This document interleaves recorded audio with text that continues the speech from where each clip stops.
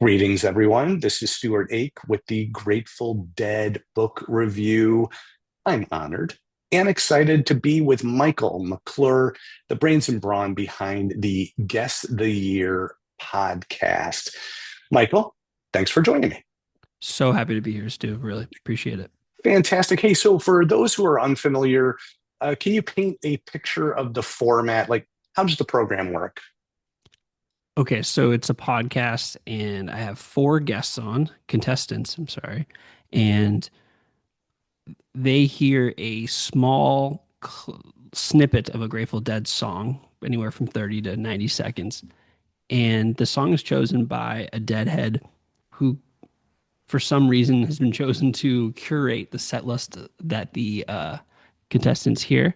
Maybe they're an author, they're promoting something, or they're a musician, or there's been a myriad different different curators, and then everyone submits guesses to which year the live clip was from, and whoever is furthest off is eliminated, and they have to get off the Zoom call we record over Zoom, and they're eliminated, and then the final two contestants hear three tracks, and whoever is closest over the three tracks proceeds to the next show. And we do it every week. It's essentially like Jeopardy format. You can Yeah. So continue you're on. pyramiding up to have the ultimate listener, if you will.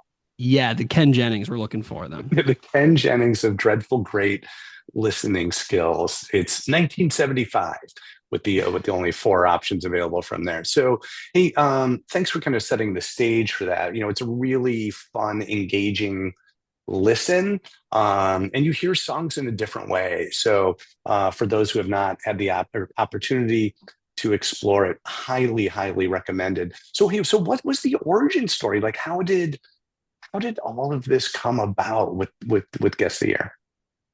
Yeah, I when I thought of Guest of the Year, I was trying to think of a podcast idea. That's the first part, which Okay, is a so you little came in with embarrassing. podcast. No, it's not at all, man. No, I just like it's not very cinematic. Like I was like, I need to think of a good podcast because I love podcasting. I've been podcasting for a long time, just with friends, different formats. No, nothing even remotely similar to Guest of the Year. Mostly like comedy type stuff, which wasn't funny, unfortunately. And All I was right. kind of driving around listening to Sirius XM Grateful Dead channel, the app, not the actual channel. And I was on a long car ride, and I think I'd had multiple cold brews. My mind was just kind of racing. And one of the criteria that I wanted to, uh, you know, bring to the podcast was I wanted it to be something that I was already doing. Like I wanted to be natural. One of my favorite shows is PTI. Pardon the Okay. interruption. Hmm. And the show came about by a bunch of people gathering around Tony Kornheiser and Michael Wilbon, the hosts, when they were in Washington Post reporters, and they would just sit there in the office and shoot the shit. And people started slowly gathering around, and people were like, "You're pretty good at this." So I'm like, "All right, like, how can I take that element of something that already exists and just formalize it?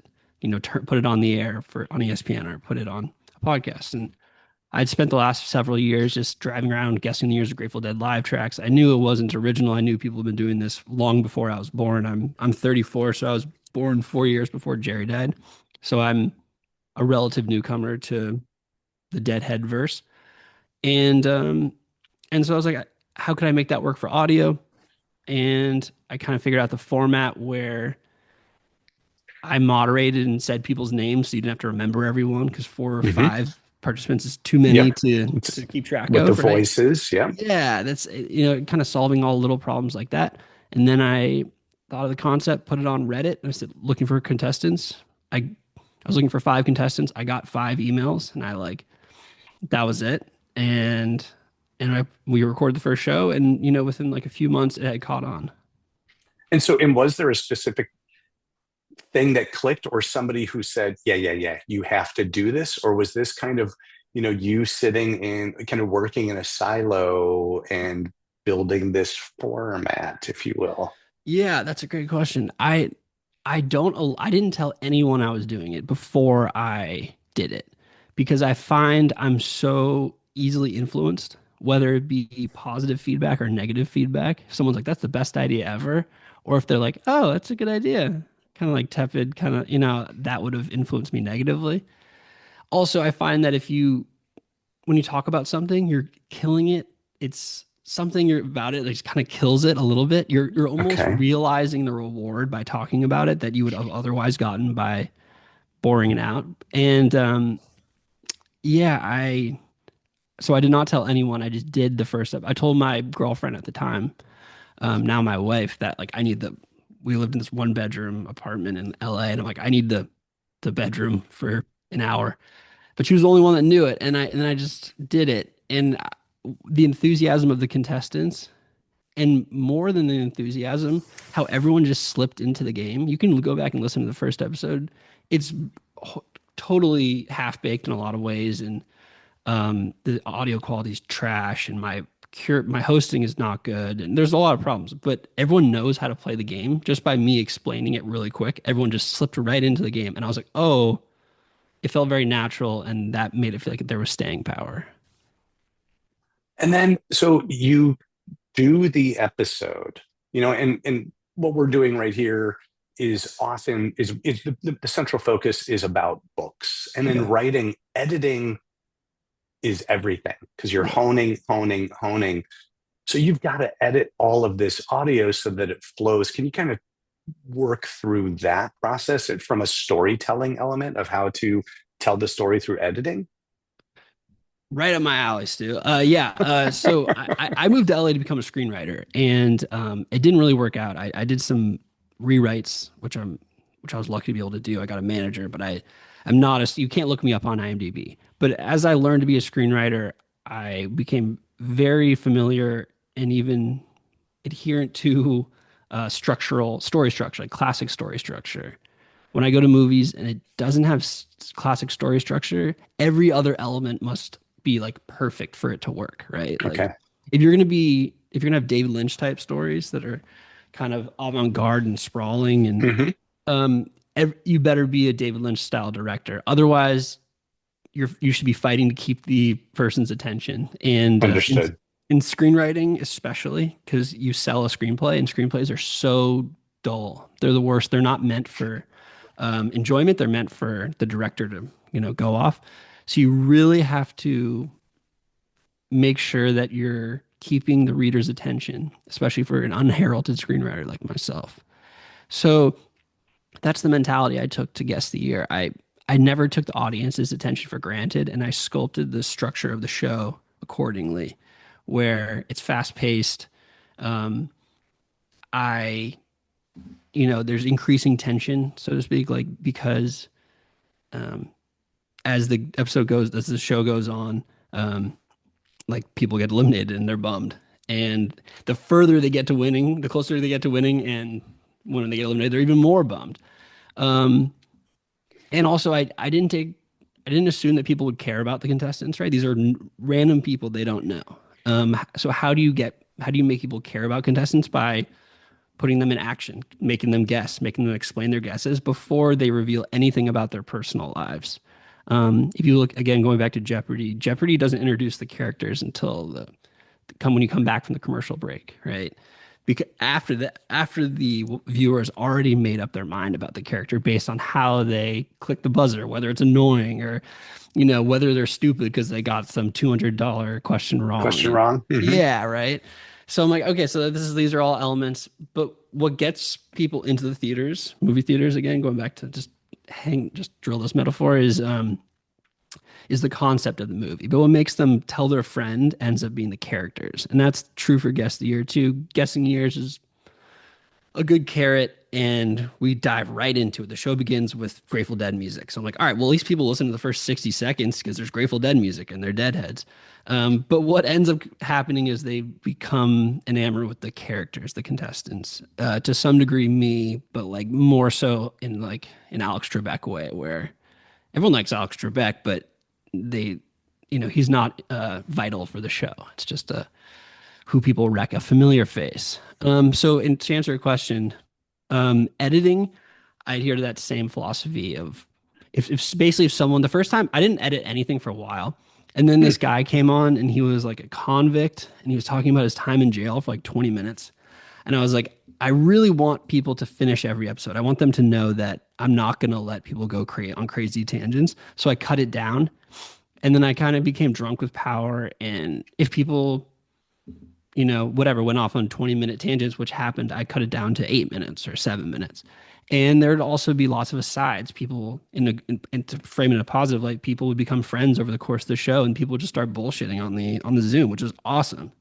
Or there'd be technical difficulties, or someone's dog would bark. I'm surprised my dog hasn't barked yet in this recording. Like it just shit happens. So you start editing it, and then yeah, I probably go overboard sometimes, and I feel icky about it because I never want anyone to feel like they've been misrepresented or they were boring. Because these are not authors promoting books; these are people giving up their evenings to come on my little program. I would never want someone to feel like cut off, but I have a debt to the listener to make sure that it's compelling.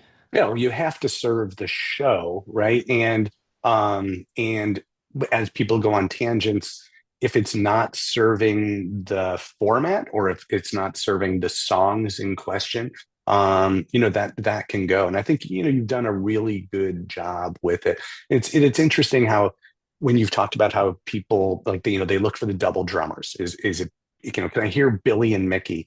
Can I go for the keyboard or does it sound like Bobby's wearing short shorts and Jerry's what color t-shirt is Jerry wearing? That kind of stuff. But also then you get to hear their backstories, their journey into the band. And with that, I mean, what was your journey into, you said you were 4 years old when Jerry passed. So how did you get into this? And but you had some roots in the Bay Areas, right? Didn't you have some Marin County roots or something? Yeah, I grew up in Marin County. I actually, and so the Grateful Dead was everywhere. But I grew up during that time when the Grateful Dead were not as big, right? It was the Dead and Further, and the other ones. I forget the exact order. I think it was other ones, the Dead, Further, Mhm. and so I missed out on tons of opportunities to see.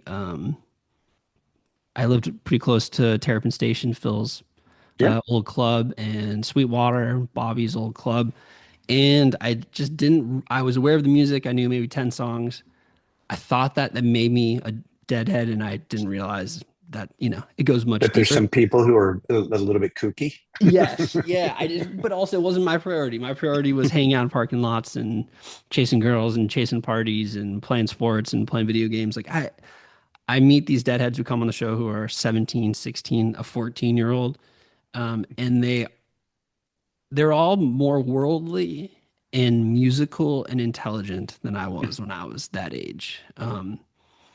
Maybe it's to their own detriment. Like sometimes I worry that like they're so ahead of their peers, they have a hard time fitting in maybe. And I fit in okay, but I was not, special in any way that like these kids are. So I did not get into the Grateful Dead until I was like 24 or something. And it was I was living in Chicago and Fare Thee Well came through. And I Mhm. knew enough songs where I'm like, I'd like to go check it out.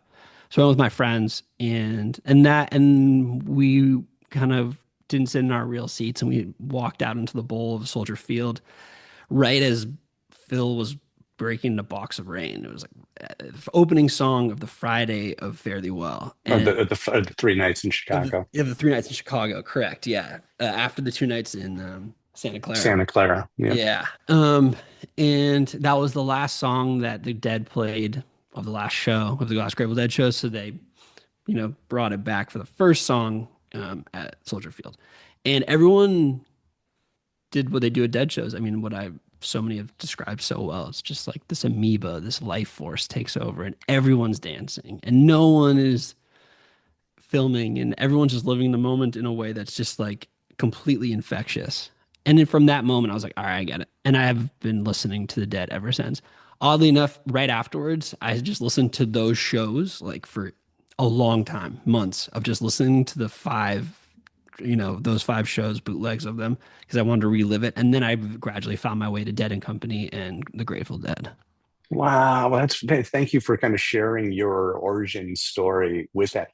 And actually, that was a rekindling for many people people had kind of gone and seen the other projects with, Phil and Friends and other ones and The Dead or Q, whatever it was, all those iterations. But kind of things kind of coalesced again with Fare Thee Well for a lot of people, and crazy stuff breaking out, Cream Puff War and Golden Road and stuff like that. So just really fun stuff. Hey, jumping back to the podcast, you were talking about like how difficult it is, trying to be a screenwriter and stuff like that. So look, this is a passion project. So can you kind of talk about some of the challenges with like keeping it going, and how do how can you get this thing to resustain itself? Is it sponsors, or talk about how does it happen, or how are you going to try to make this happen? Yeah, early on, it received a lot of what I felt at the time was a lot of listeners, a lot of attention. Mhm. Relics covered it pretty quickly, and it was it was made its way around dead Instagram. That's kind of where it got its legs. There's this for people who don't know. There's this whole scene of dead, unlicensed designers, bootleggers, on Instagram, and that coincided with Dead and Company's ascent and produced a lot of designers that are now crossover, brands like Online Ceramics and Jeremy Dean. And anyways, so it kind of caught what I was it was shocking amount of number of listeners, which to me was like 500 or something, pretty quickly, and then it kind of built from there. But that even that number of listeners, I was like, I need to keep doing this every week, or else people are just going to move on, right? Ooh. Because that's the first thing podcasts, people tell you is like be consistent, do it every week. So I was like, okay, I just have to do this every week forever, or else people are just going to forget about it entirely. And eventually, I realized that not only is scarcity like not a bad thing, it can be a good thing. And I reconceptualized it not as a talk podcast like you with like comedians or news or whatever, politics, but more of like a program. And programs have seasons, like a TV series has That's seasons. it. And when it goes away, it's actually a good thing, right? Like another element that made me feel okay about putting it away is when I took a break initially after 30 episodes, 30 weeks in a row. And for every episode, you have to find four contestants and a curator and edit it. Um, and when I went away, I realized that between each episode, the episodes were not gaining, it was kind of plateaued in terms of Okay. listenership. And when it came back for the first time, it had jumped in listenership. I'm like, well, how does that work? And it seems that the podcast only spreads by people like referring it to friends, which is a pretty steady rate. And so more episodes does not mean more listeners, which for a show that has like famous guests on, that might actually be the case. You have whatever, a famous person on, and they're going to create a jump in listeners. The only way you get famous people is more episodes, right?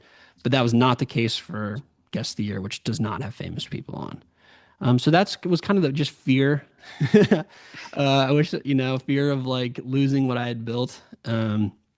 There's no monetary element to it. Like I lose money on it, but You should have a Grateful Dead book review website. you and I are gonna, yeah, money bags over here. No, yeah, Exactly. you just do it because it's what you want to consume, right? And that's why the Grateful Dead made their music. They made this music that they would like to go see, And if it truly means something to you, if you truly, if it's almost like a guilty pleasure, like I love this, that I don't have to. Sometimes I have to make myself, do something productive that I don't like exercise that. But if like I just Yes. truly love, it's a guilty pleasure. Um, then other people will like it too, and it comes from your heart, then it'll resonate with other people.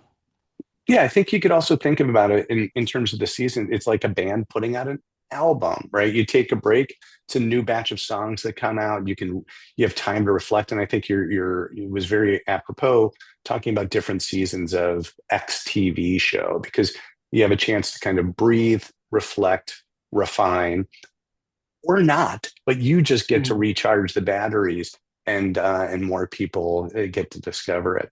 But I think it's been a great service, and just a personal anecdote. It helped me kind of think about the music in a different way, and also because so much of the Grateful Dead sphere has been like history, history, history. Let's examine history in this way. Let's examine the history of the band in this way. And then this was a playful thing that my buddies and I would basically do, popping tapes in for each other back in the 80s and 90s and stuff like that. Like, check this out. It's like, is this 1018 or something, throwing out dates, trying to figure it out. So it really brought a voice to that element of taping culture and just the geekdom who listen to this music in maybe a slightly unhealthy way. Totally. Um, It's a niche within a niche, like it's never going to be a big podcast because or like a huge podcast because I think some like the spinners would find this almost like repulsive, right? Like why are you it's like killing the frog, you kill it, like you have to dissect it but you kill it in the process. Like why would you kill them? It doesn't it's all one song, Bill Walton's like all one song and this kind of goes the other direction. And I totally get why someone would be like, this is stupid, but I appreciate you saying that because it does kind of show off the talents of these deadheads and everything that comes from playing a game together, where whether it's basketball or Monopoly or chess, like it reveals character, and character is interesting. Apps, Um, it's yeah, character development. I'm going to tell you a yeah, funny story about like the spin or different elements within the dead sphere. I used to bring when the first dead bass came out, I used to carry it in my backpack and I would bring it into shows. And then when Dead Bass 2 did, and I would drive my friends crazy, like at the Warlocks thing in '89 when they busted out Addicts. I reach into my bag and pull out because I was like, just trying to confirm the show. And my friends were like, put it away, close that down, and open up your ears because the book will be there yeah. after the show. And so I just, it was just kind of different elements. I was like, categorization. Yeah, So but that's a totally valid way, and your friends were probably right. If you're at those like absolutely you can legendary wait 8 shows, minutes, man. it Right? can wait 8 minutes, but it can't wait forever. Like that is such a great way to experience the band and to enjoy them. And I would never discount spinners for wanting to, take LSD and spin in circles until they never somehow fall down. But I would also never discount tapers who want complete silence and they're sober and they don't want anyone making, like chatter around them or dancing because it messes with the chords, like I think they're both totally valid and that's the beauty of the dead. And that's so cool that you brought your dead bass around. Like, it's awesome. Yeah, some would say pathetic. Uh, hey, Michael, man, it's great catching up, and I really appreciate it. And we look forward to hearing more. Best of luck with screenwriting, and thanks for carving out a few minutes to chat. I appreciate you having me on, Stuart. I love what you're doing and I can't wait to, read all the reviews. You got it. Thanks, Michael.